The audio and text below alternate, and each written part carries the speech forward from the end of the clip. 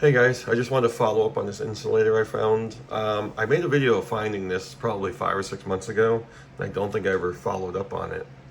So this is the CD162, it's a Hemingway, and these were produced in the 1800s into the 1940s. So the first thing I saw was petticoat. Okay, so petticoat just refers to, if you know what a petticoat is, like an underskirt, something like that. So it was just like a second layer of glass. So instead of just having the threaded part up here and having all this open, this was a full piece on the inside. So it was another protection layer of protection as far as the glass. So the glass on the outside, and then the glass on the inside to protect the pin. Okay. Now, next picture. That's the next thing I saw. I couldn't see the date when I found it completely, but I'm like, is that the 1800s? So yeah, 1893. So it has a date, May 2nd, 1893 on it. Okay. And I didn't know what that was for at first. So I had to do a little research there. So right here, you'll see patent May 2nd, 1893. So what that is referring to is a patent date on these drip points. Okay, so they started making these to disperse the water more. So like rather than just have water rolling off of it, like a heavy amount, these drip points would actually kind of break it up a little bit and create like drops rather than just a steady flow of water. That's all they were for. Not all insulators will have these, but a lot of them do. It's just to disperse water. And of course, you see HG Co. So instead of saying Hemingway, that just stood for Hemingway Glass Company, okay?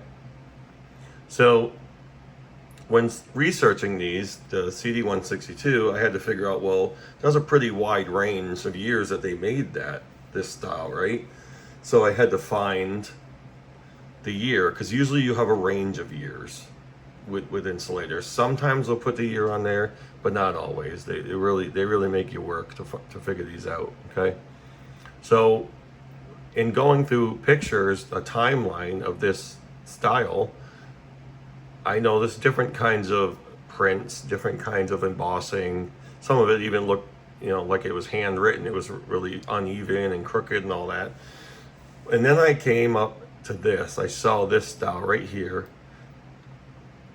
And the first thing that came to my mind, like I said, it was chiseled. That's what it looks like, a chiseled pattern. So this is actually raised. You can see right here, this is raised, and it's almost like a triangle. It's sloped down. All of it's raised, and it's got these angles all over it. Okay? So that type of embossing, they call a prism style. Again, I call it chiseled. So what they would do, they would actually chisel it into the mold, and that's what it would come up with right there. It would give that really nice raised style. It really does stand out. I had never seen anything like that before. So the range of years that they made that style was the mid to late 1890s. Okay, so it turns out this could still be an 1800s insulator.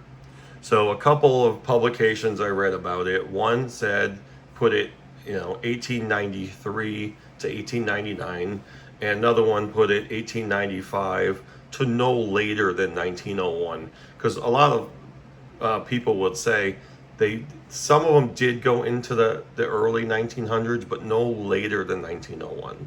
So when you think about that range of years, it's still going to be hard or impossible to say the exact year, but this is most likely to be an 1800s insulator. Most likely, again, I would say 1895 to 1899.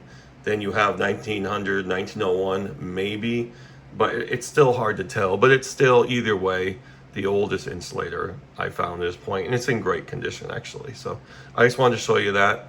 Let me know if you have any of these with this type of embossing, because I haven't found a ton of insulators. I think I found maybe 15 this past year, and I've even purchased a few of them.